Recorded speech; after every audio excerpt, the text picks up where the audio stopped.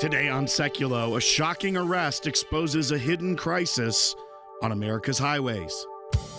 Keeping you informed and engaged, now more than ever. This is Seculo. We want to hear from you. Share and post your comments or call 1-800-684-3110. And now your host. Welcome to Seculo, everyone. Will Haynes here, and we've got a packed show for you today. We'll be joined by CC Heil to talk about some of the work of the ACLJ in a couple segments, and then we'll have Rick Grinnell joining us as well to talk about that visit from the Crown Prince of Saudi Arabia visiting the White House today. But I wanted to cover this. This is something that we've been talking about, me and the producers here, for some weeks of this growing crisis. And there's a story that came out of the Department of Homeland Security today that really just felt like now's the time to talk about this. So the Department of Homeland Security has made an arrest of a wanted terrorist. This is someone who is wanted on terrorism charges for being a member of a terrorist organization. He's accused of distributing terrorist propaganda, calling for jihad, as well as recruiting terrorists to join in jihad. He's from Uzbekistan. The Department of Homeland Security arrested him just a few days ago in Kansas. Now, this individual entered the United States illegally in February of 2023. We know that was a problem under the Biden administration. People that were wanted for terrorism, that were on watch lists, were able to cross the southern border and then sneak away into the country. He was apprehended by Border Control and then released by the Biden administration back into America. Not only that, he's later granted work authorization by the Biden administration.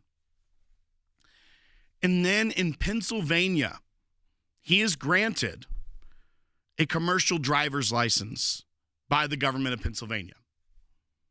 So this man, a wanted terrorist from Uzbekistan, enters America illegally, is released, and then is able to work as a commercial truck driver, crossing the country, a critical part of the United States infrastructure, because of the failures of the Biden administration.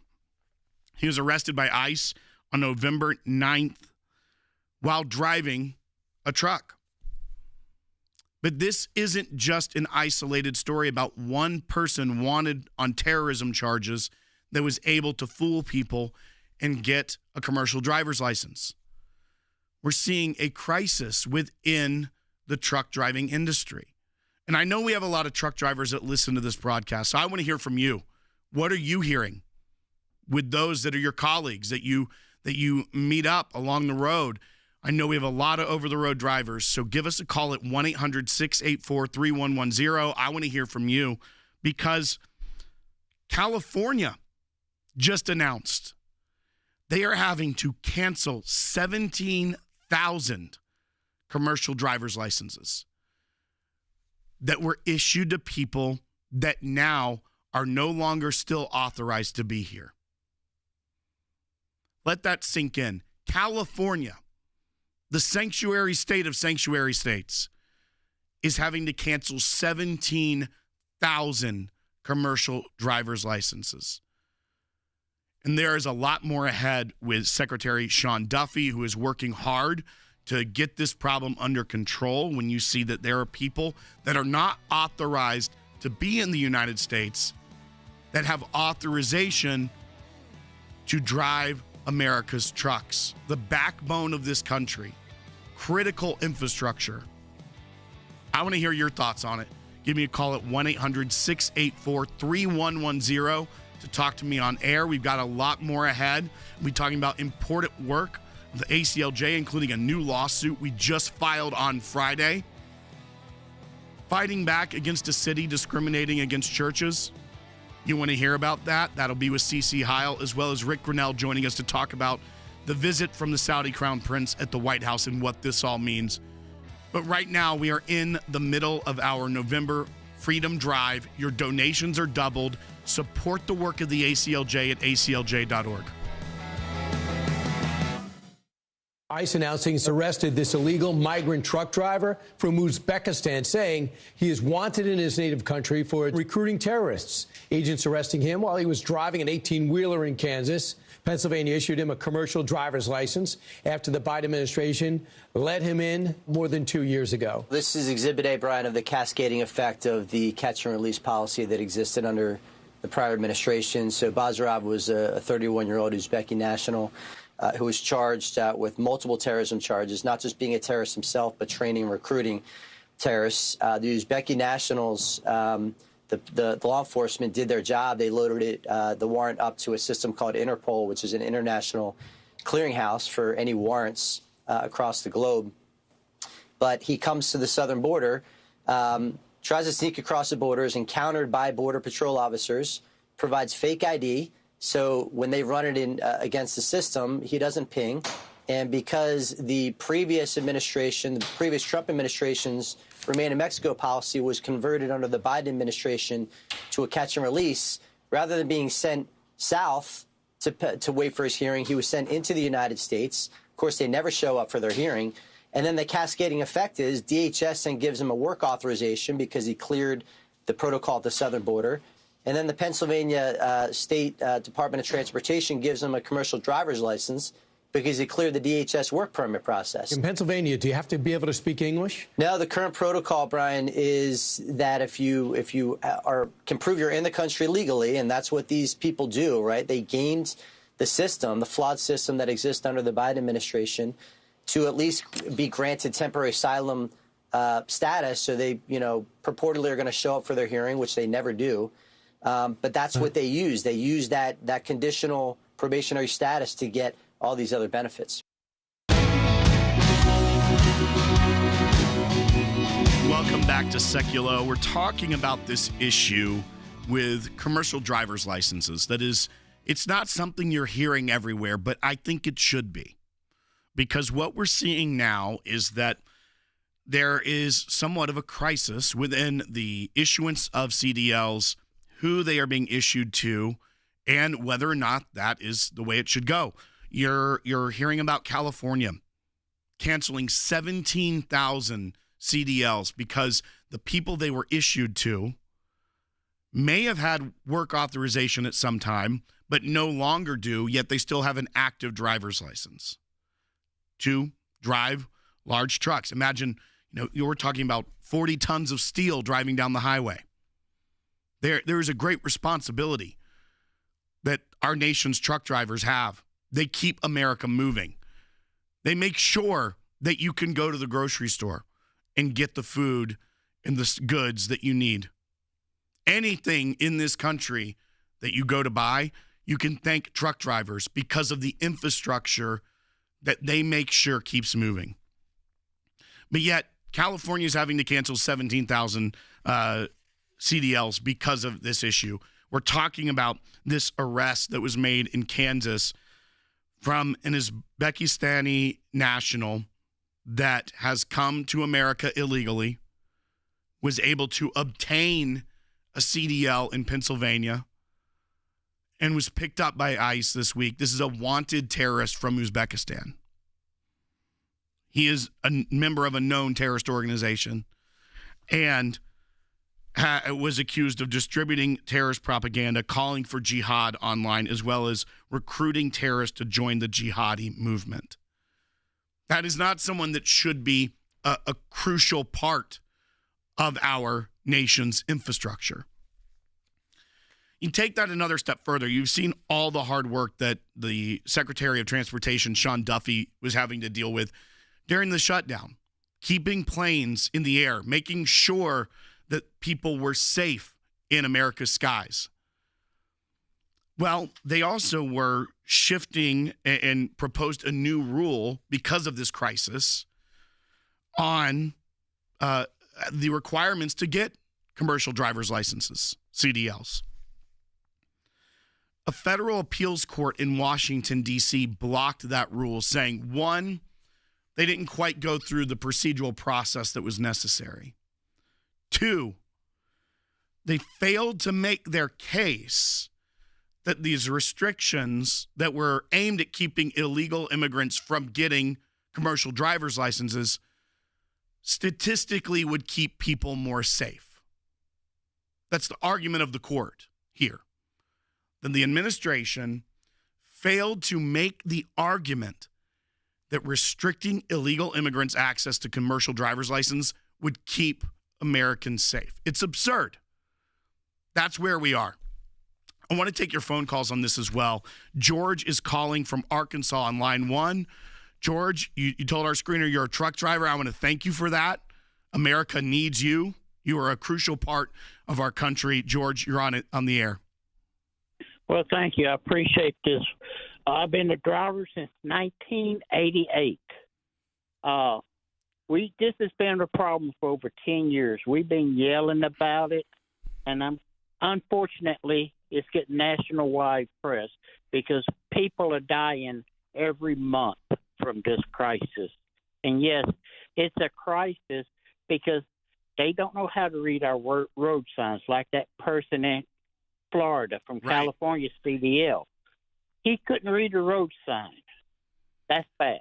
That's right. And George, what George is referencing is there was someone who had a CDL from California in Florida, made an illegal U-turn, was not familiar with the signs, didn't know what was going on, made an illegal U-turn on an interstate, and a van ended up slamming into it, killing the occupants of that vehicle. That was someone who was here illegally that got a CDL in California. There's also a crisis of these CDL mills where looser state regulations allow for people to get CDLs that aren't necessarily meeting the requirements.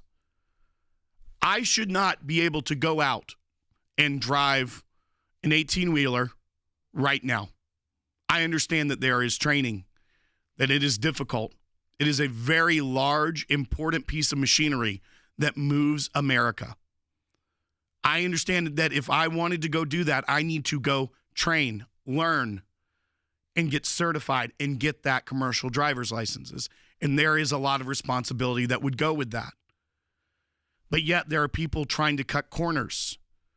And so you see these CDL mills, and you see people in California that are, or in states that are a lot more loose about getting people jobs that are not authorized to work here. And this is a crisis. And I think that Secretary Duffy is doing the right thing, but we also have to expose what's going on. This is not just happening overnight. This has been, as our caller George said, something that the truck drivers have been talking about for a decade of how bad it's gotten. Let's go to MJ calling on line 2 from New York. MJ, you're on Seculo. Good morning. First-time caller. I do have a CDL license since 2009, but my information is of back in 2004. Yes. 2004, I had tenants, and before that I was searching for housing to purchase, and I found that my tenants had license plates from PA. Although they lived in New Jersey. And this was common, very common. And these tenants informed me that, yes, they were illegal, and that one day they were playing a game and coming home, they were pulled over, and there's quite a few of them. And the police asked for their license, and they handed over a Mexican license, which was retained, but the vehicle was not impounded. They were not arrested, obviously. And that's my story I want to share. I was puzzled at the fact that Pennsylvania was giving licenses to illegals. Well, and that is specifically where the CDL from this individual was from. It was from Pennsylvania. We have seen what is now becoming this crisis where states that have Democrat leadership, that have different thoughts on the way that our immigration policy should be put forward, and then have wanted to fight the Trump administration or the policies of the previous Trump administration. that then when Biden was in office, they tried to go so far against what the strong border protection that was put in place from 2016 to 2020 and had all these strong reversals. So it's a problem of our leaders doing in many cases. Yes, these individuals are coming here not legally, breaking the rules, but they're also being allowed to do it because they are able to get a government-issued commercial driver's license. They're able to be released by the Border Patrol in 2023 when this individual, if they had done any sort of background check after he was picked up by Border Patrol, he would not have been released into the interior of the United States. He was wanted by Uzbekistan for terrorism. So this is not just something that which the president and the administration has done a great job. Border crossings are at record lows. But isn't, as we see as well, that it's just border closed and then the people that are being deported that are here that are criminally illegal and the problem is fixed. This has found its way into areas of our society that we would never even think of. When you are driving down the interstate with your family and you see a semi-truck beside you, 40 tons of steel and cargo and diesel, you're not thinking to yourself, the license that individual has to drive that very awesome and impressive piece of machinery, he shouldn't have. It was issued by the state of California, which their restrictions weren't what they should be. That person driving that machine is wanted for terrorism. That's not how this should work. And I'm glad that Secretary Duffy is on this and that he is looking at ways to do this. But also the American people need to know about this. This is not something that should be kept under wraps because we know the failed policies of the previous administration got us here.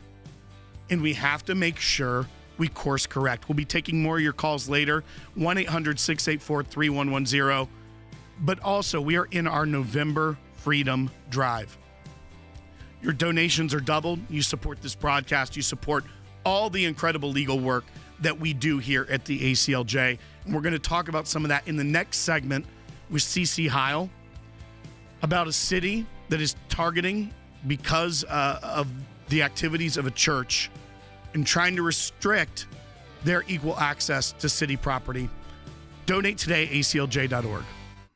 We had a lot of people who were dealing with, of course, they're still, I'm sure, dealing with it. We're having to get everything reopened with the food crisis that was happening. Of course, people that needed special services, need SNAP benefits, those kind of things. And of course, as Christians, we are called to obviously feed the hungry as well.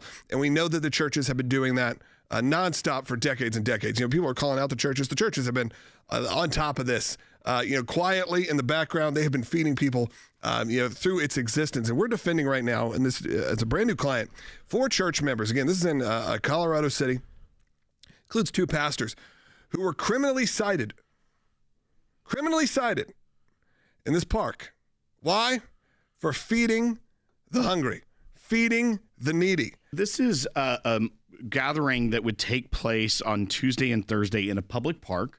And it was 3 different churches that would be a part of this. And they would gather, they would have worship, they would share the gospel, they would feed the hungry. It was an outreach program. This is not something, this foreign concept in America of a church worshiping God and helping those in their community. But the city in Colorado decided that they did all of a sudden have an issue with it 4 years after they started this. And so they passed a city resolution to limit the amount of people that can be a part of a recurring use at an outdoor pavilion or public space. So this is a case of discrimination, clear and cut. It's a violation of the First Amendment rights of our clients. You don't know if 5 people are going to show up, 20 people are going to show up, but we have these kind of like parking lot, public park settings so that if the bad action they're taking is there's too many people picking up food because their kids are hungry and they're hungry. And this is where the city focuses on because they have this much dislike of Christians actually carrying out the true mission of Christ.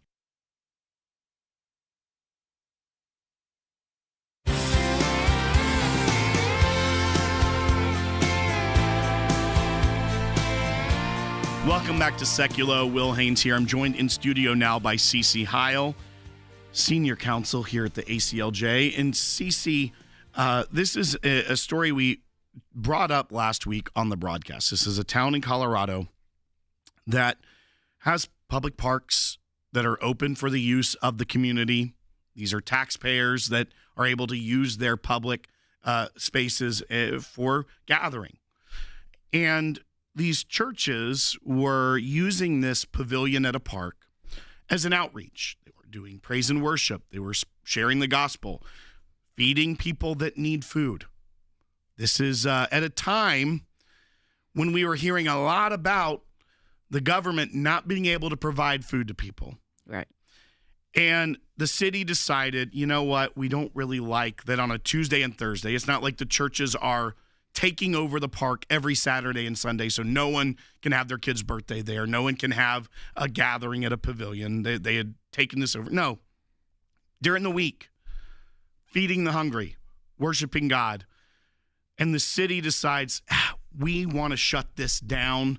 We can't have people doing good charitable work in our community. And they've actually cited some of these pastors. Yeah, with criminal citations. That's right. Yeah. So we have a twofold situation here now, Cece. We do. And I want you to go ahead and talk about that. Yeah, and I'm going to say that, what's really egregious, too, is that this was happening for 4 years, for over 4 years. There were no complaints. There were no issues. There were no problems happening.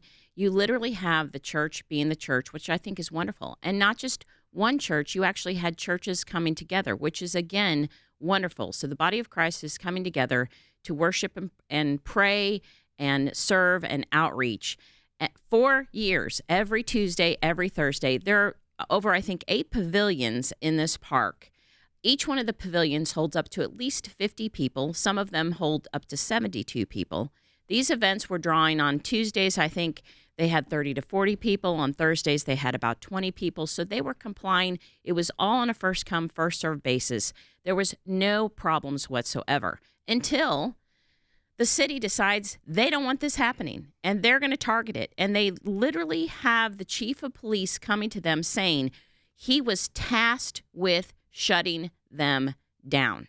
And so now you have this event, which is lovely, which is a religious exercise, and now you have the prohibition that only groups of 5, they prohibit groups of 5 or more people from using the public park pavilions, outdoor spaces on a recurring basis. And this was literally targeted to this religious group. We know that. We know that from conversations that we have filed in federal court now because we are asking, obviously, the court to throw this ordinance out as unconstitutional, but we're also in local court defending these pastors and parishioners because they have criminal citations still against them in this city, and that is ridiculous. Well, and you bring that up, that we actually, our lawsuit has already been filed, so we are in federal court on this issue, trying to get this completely just done away with, but also we have to go before court in middle of December. Yes. So these pastors, as they should be sharing the gospel and about the birth of Christ, getting ready to explain why we celebrate this Christmas season, those 3 pastors are going to have to be in court to face criminal allegations, criminal citations by the city for doing what? Meeting in a public park. Right. Giving food to the hungry, doing what the gospel calls us to, but what Americans should do. That's right. To help their neighbor. And what was such a crisis just a few weeks ago with all the SNAP benefits. Yes. And what were people saying? Like, oh, now I'm going to go help the people. They didn't have to wait until there was a government shutdown to do this. They were always doing it. Right. And yet that is too much for this city in Colorado. Yeah, absolutely. It's the church being the church. I mean, I'm very proud of this congregation and the 3 congregations that joined together to do it. And sometimes, you don't see that because sometimes there's competitions between churches. But this was such an outreach of love and just wanting to pray together, to worship together, and to feed people who needed food. That is all they were doing. And again, they've done it for 4 years, every Tuesday and Thursdays. There's never been an incident. There's never been a problem. There's never been a complaint. And yet, you see once again a city council in a city digging their heels in because they don't want this Christian faith being distributed like it is and being shown like it is when you just love your neighbor and you're providing food. And so it's a violation of the First Amendment outright, and we're going after it. I want to play this real quick, and I want to thank the production team for getting this in quickly. I'd completely forgotten about this. I saved this clip on my phone when I heard it. Yeah. And then until we were having this conversation, it hit me that I had saved it. And so I sent it to our team. This was a joke on Saturday Night Live this past weekend. The government shutdown is over, and they're making a joke about the SNAP benefits being funded now until next year, so don't worry. So let's roll what Michael Che had to say, and then just the irony of the joke of him calling out Americans around that time with what was going on in Colorado, I think just fits perfectly. Let's go ahead and roll this. The bill ending the government shutdown will fund SNAP through next September, and thank God, because I was this close to donating food. The gut punch of that joke is that there were so many Americans that were, maybe for the first time ever, like, oh, the government's not feeding people. I guess I have to. Mm-hmm. Just the world we live in, that is humor. And yes, it's supposed to be some biting commentary on what we were seeing. Right. That people only cared when it got political. Right. When it was, one party's not taking care of the people. No, we as Christians believe, and as conservatives believe, it isn't the government's job to take care of everyone's needs. Right. But we as the church do need to stand up. And that is exactly what this church in Colorado is doing. They are showing up for people. They are sharing the gospel and showing it. That's right. In their community.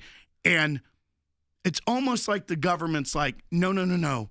Don't, that's kind of our gig. Yeah. We're supposed to be the ones, and the federal government's supposed to be the ones. Except you don't see them doing that. You don't see the city council saying, hey, we'll come in and feed them. No, absolutely not. They literally are attacking this church and this congregation, several churches, their free exercise of religion and their free speech. And they are not, what's sad is they're attacking them for doing what's good and right and for exercising their faith and practicing their faith. But they're not willing to step in and replace what they're doing. They just want to shut them down.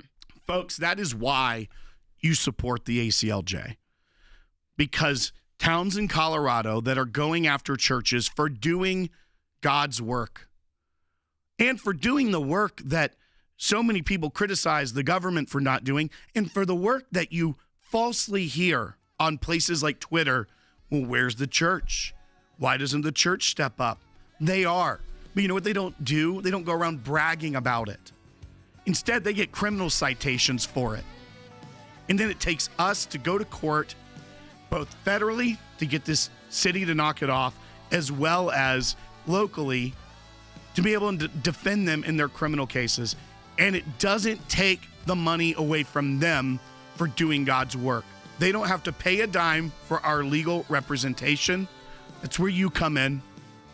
You can support their good work too by helping them through this fight. Donate to the ACLJ.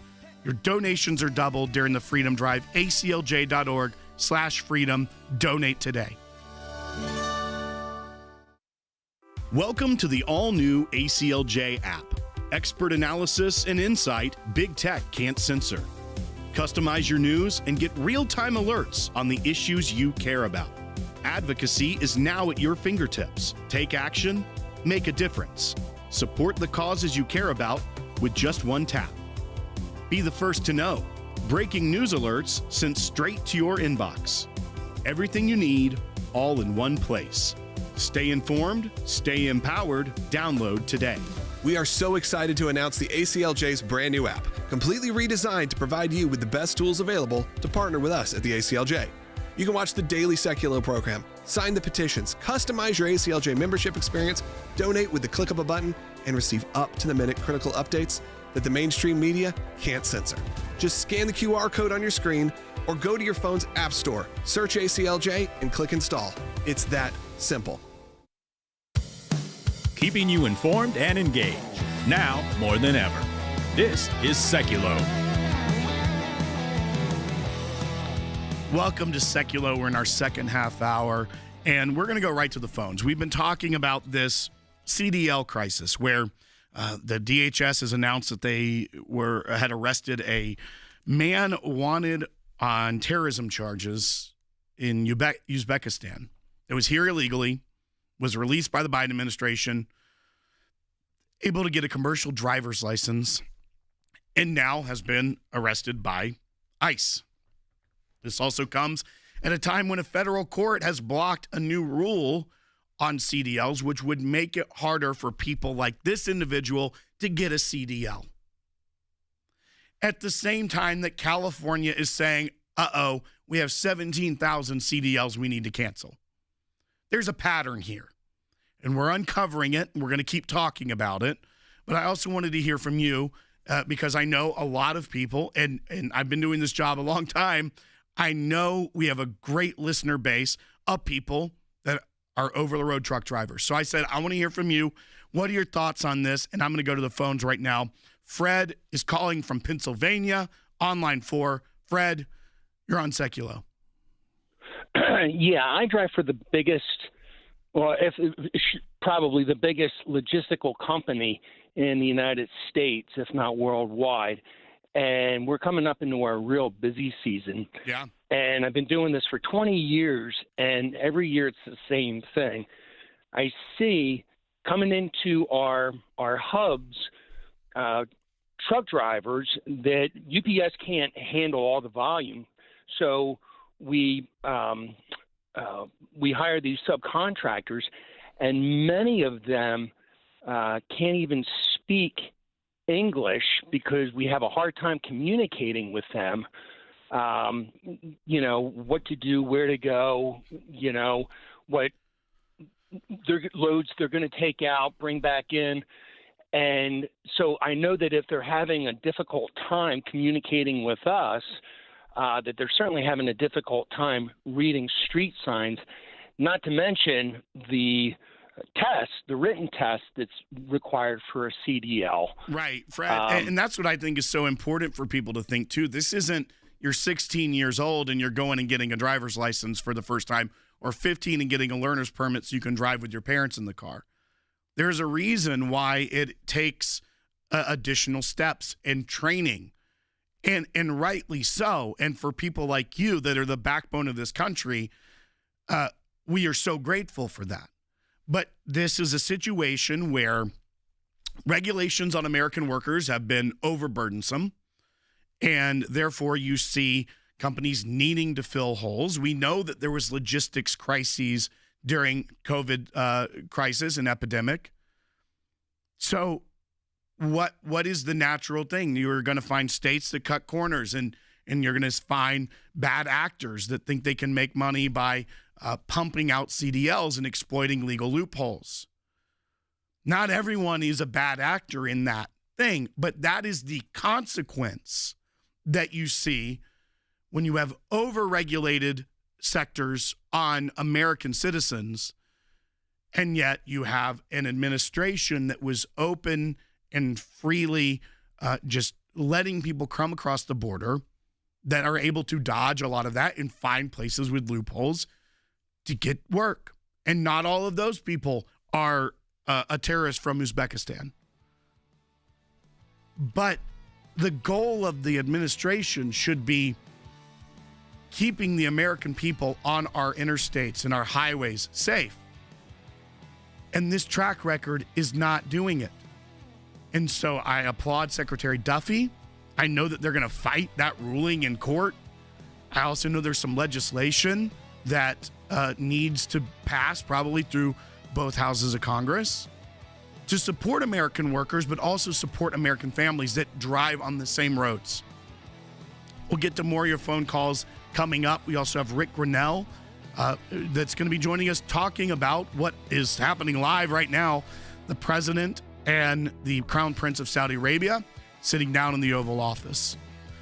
But support the work of the ACLJ at aclj.org. Your donations are doubled during the ACLJ Freedom Drive. 35 on average Christians are killed a day in Nigeria by Islamic extremist groups. They are systematically killing the Christians in Nigeria. They've killed over 100,000 since 2009. They've burned 18,000 churches. They are literally attempting to wipe out the Christian population of an entire country. The ACLJ recently joined a new coalition partner, CPAC, the American Conservative Union. I think a lot of people know about the big CPAC events. And we talked about this issue of Christian persecution worldwide and putting together a coalition. The idea is to end Christian persecution worldwide. They need to know what is happening, the brutality, the tragic stories of so many martyrs. We are going to tell their story. I believe the Holy Spirit moved us in this direction for CPAC and also the great work that Jordan does at the ACLJ to make sure that this becomes a reality. The first meeting at the White House was about, kind of what's next on how the president and the executive branch can do on the international front. And I remember in that meeting, Matt Schlapp looked over at me and kind of said, "Hey, Jordan, what's, number one on the agenda?" And we said, Nigeria, put back on the CPC, countries of particular concern list. So by putting them on the list of countries of particular concern, that means they are now being watched very closely by various departments of the U.S. government. After that meeting, that was on a Wednesday. The next day, on that Friday, President Trump sent the message out that Nigeria would be added to the countries of particular concern list. And a few days later wrote that if Nigeria doesn't get it together, we're going to get it together for them and protect these Christians. This is what we do. This is who the ACLJ is. Join us in fighting for freedom. Have your donation doubled at aclj.org/freedom.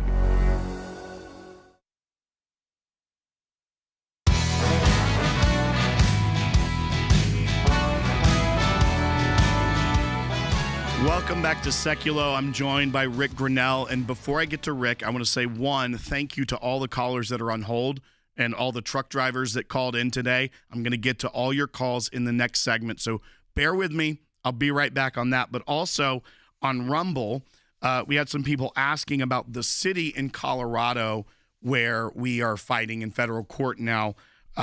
Sometimes if it's like a local school or something where we don't want to bring more attention to the student we're fighting for, we will refrain from naming that.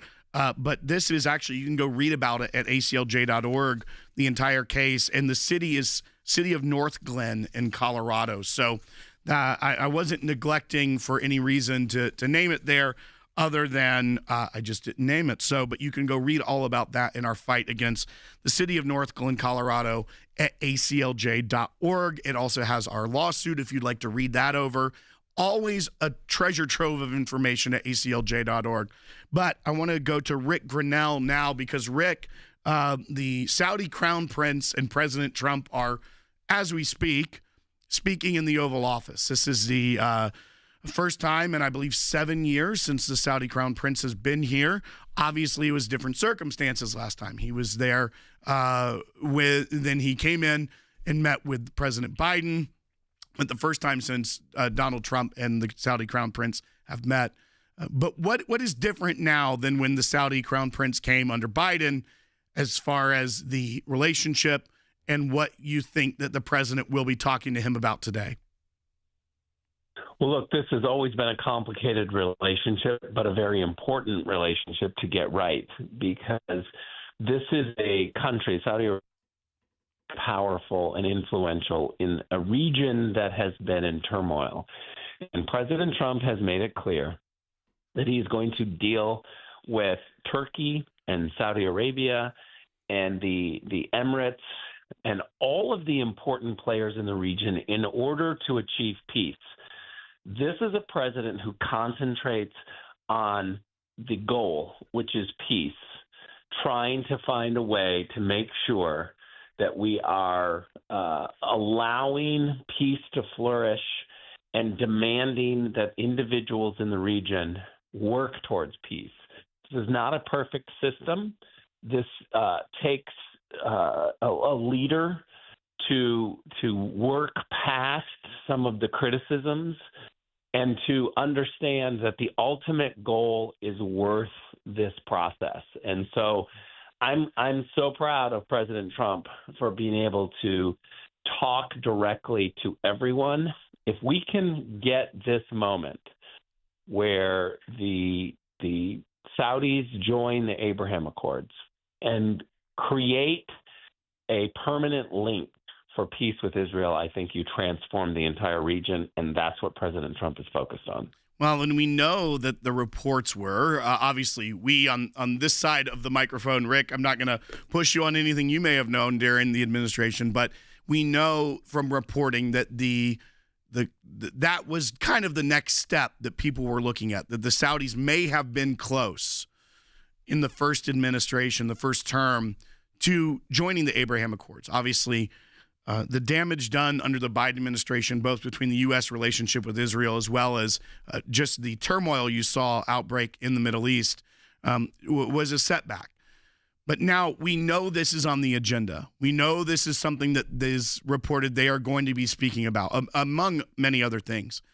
But do you think it's foreseeable in our future that this could be a reality, that Israel and Saudi Arabia could have normalized relation, and something that if you had asked us 15 years ago if that would ever happen in my lifetime, I would say not a chance?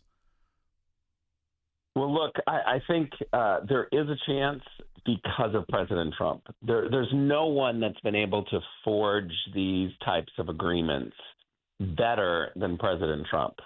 And I think that we have the opportunity to achieve peace in the Middle East because President Trump is completely focused on doing what he has to do to achieve that peace. And he's able to withstand the criticism. He's able to withstand all of the critics who talk about serious issues that should be considered. But President Trump believes that peace trumps all of that, making sure that Israelis, Arabs, Jews, Muslims, everybody gets to live peacefully. And I think that's a worthy goal. Well, and Rick, I think what's so interesting to me is that you see, no matter what the United States press and what the Democrats want to say about how unstable Trump is making the world and things of that nature that they'll make up and publish, when you see this meeting and that it's even the question of could Saudi Arabia join the Abraham Accords, or you read this headline today that the UN Security Council has adopted the U.S. resolution on Trump's Gaza plan, that things are getting done on an international stage at a hostile body to the United States and to President Trump openly, but they're accepting this plan. This is something that is moving forward. I just, once again, it shows that his out-of-the-box thinking is able to get things done at places that most of the United States would have written off a long time ago.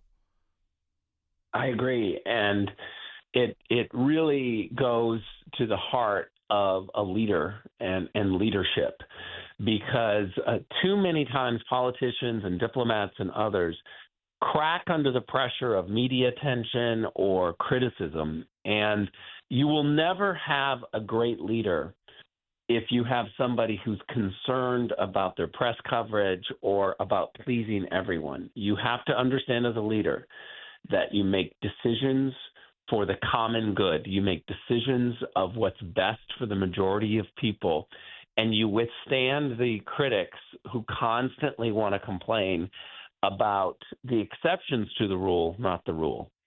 Well, and you're also seeing the waves that are being made at the UN with the way that the president is not afraid to reach out to individuals that can help the cause of people that are suffering. I think it's fascinating to see, one, you're getting this, that the UN Security Council is adopting the U.S. resolution for the Gaza plan, but then you're also seeing the new ambassador to the UN, Mike Waltz, who is taking the stage with Nicki Minaj, very well-known rap artist that has taken up this cause of the persecution of Christians in Nigeria. This is something the ACLJ has fought for almost 15 or 16 years, trying to get attention to it. But being able to think outside the box and partner with people that have a much larger audience that probably never once thought about international Christian persecution, wasn't in their news feed, wasn't in their algorithm. But now this administration is able to partner with people like that to show real suffering, real persecution, and maybe start to get people behind a solution to that. I want to get your thoughts on that. Well, look, I've always thought that talking is a tactic. It's not a goal. Being able to approach someone and talk about the position that you have. This is something we've learned as kids, to be able to listen and then calmly speak and present your argument. Talking to somebody is nothing more than just a tactic. But too many times in diplomacy, especially at the UN, we've been told that having a meeting or talking to somebody is somehow a reward.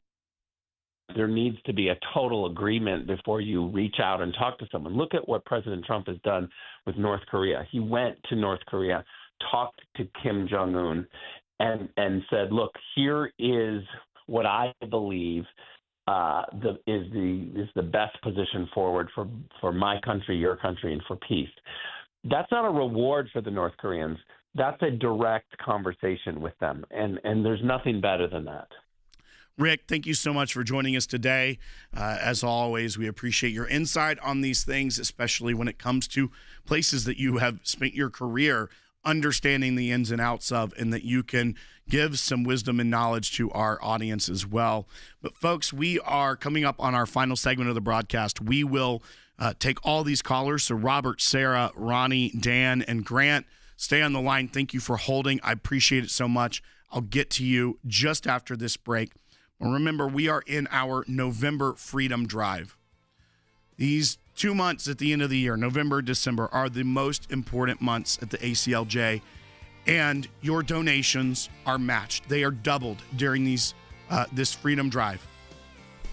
So go to aclj.org/freedom. Help support the work we do. When we go to Colorado and fight for churches and pastors that have been criminally cited for doing what?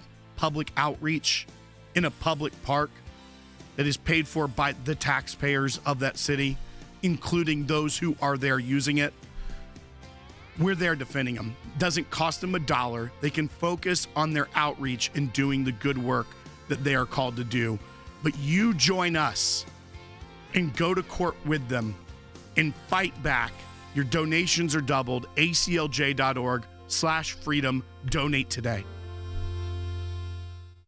ICE announcing it's arrested this illegal migrant truck driver from Uzbekistan, saying he is wanted in his native country for recruiting terrorists. Agents arresting him while he was driving an 18-wheeler in Kansas. Pennsylvania issued him a commercial driver's license after the Biden administration let him in more than 2 years ago. This is Exhibit A, Brian, of the cascading effect of the catch and release policy that existed under the prior administration. So Bazarov was a 31-year-old Uzbeki national who was charged with multiple terrorism charges, not just being a terrorist himself, but training and recruiting terrorists. The Uzbeki nationals, the law enforcement did their job. They loaded the warrant up to a system called Interpol, which is an international clearinghouse for any warrants across the globe.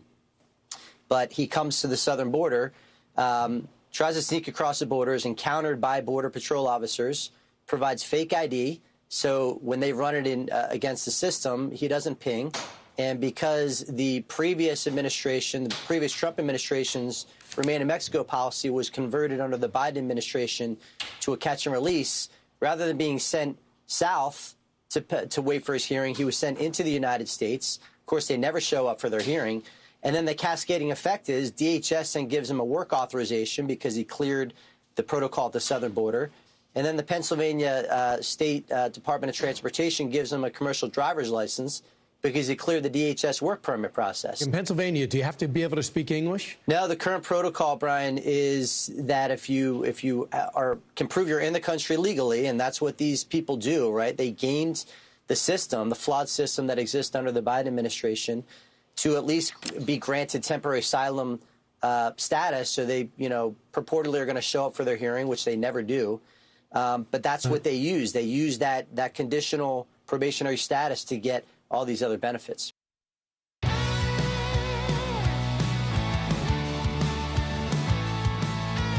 Welcome to Seculo, final segment of the broadcast. Thank you so much for joining me today.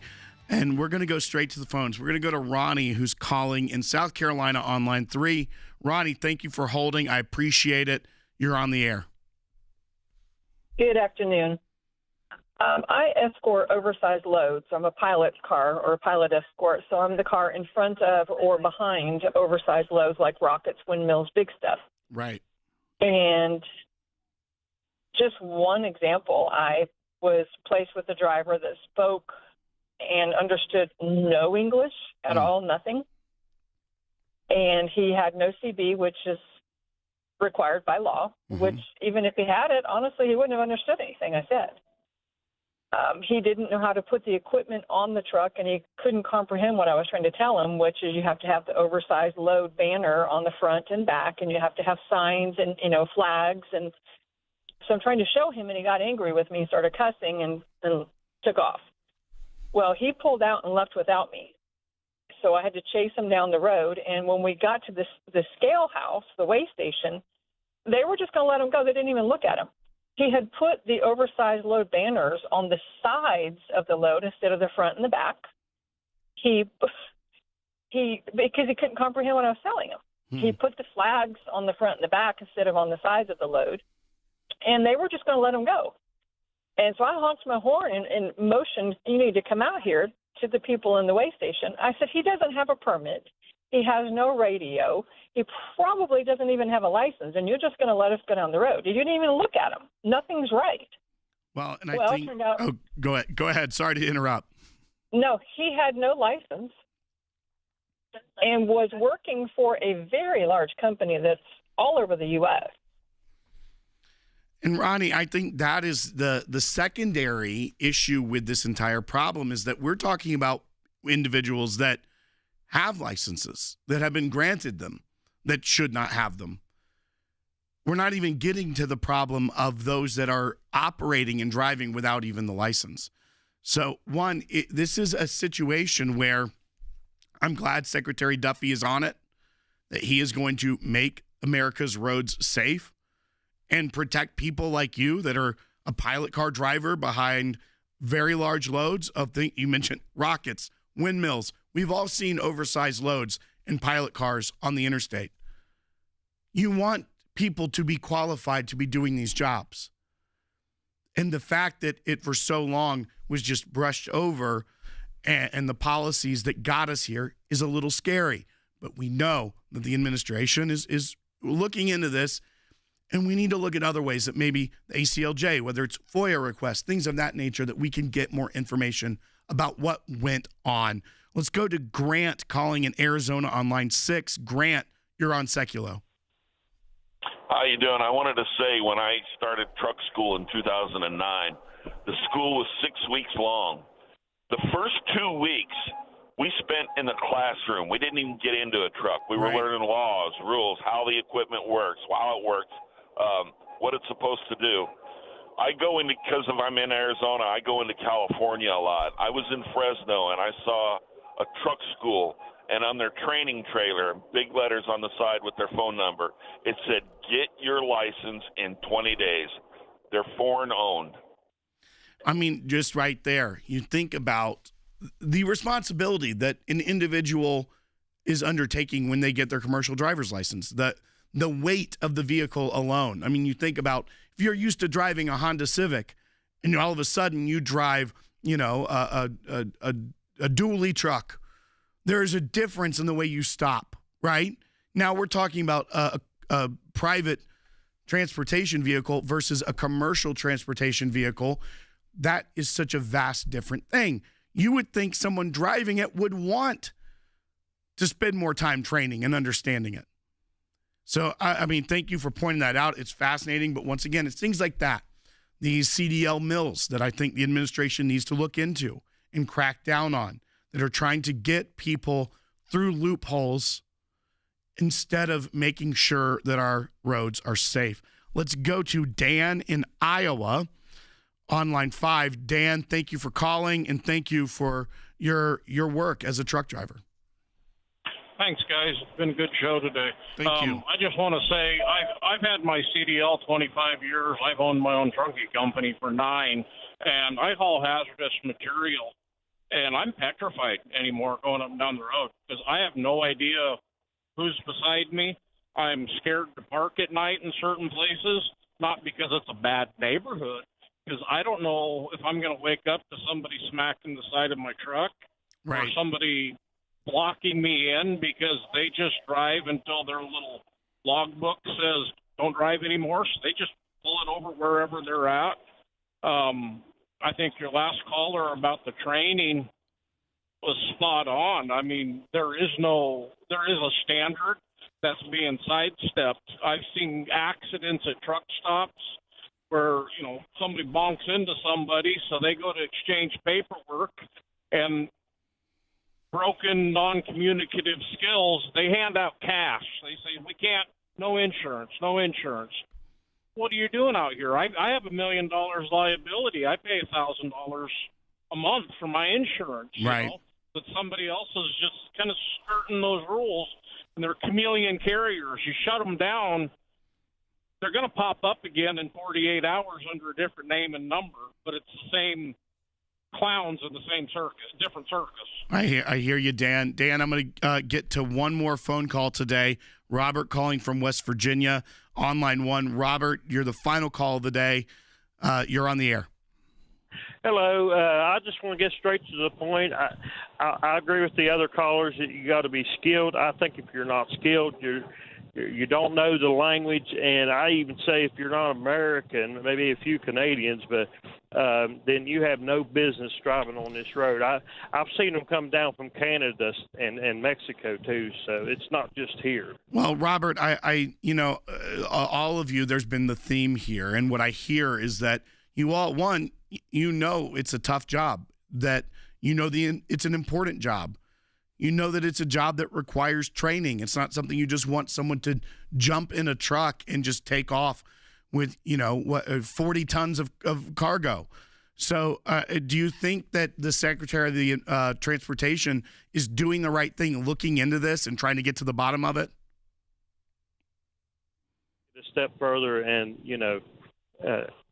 go all the way with it, because I know it seems like there's some of the politics involved that they're still trying to allow some of it, like the non-domiciled CDLs and stuff. I think they should cut all that out too. I hear you, Robert, and I think that's what is important, and that's why it's important to talk about it, folks.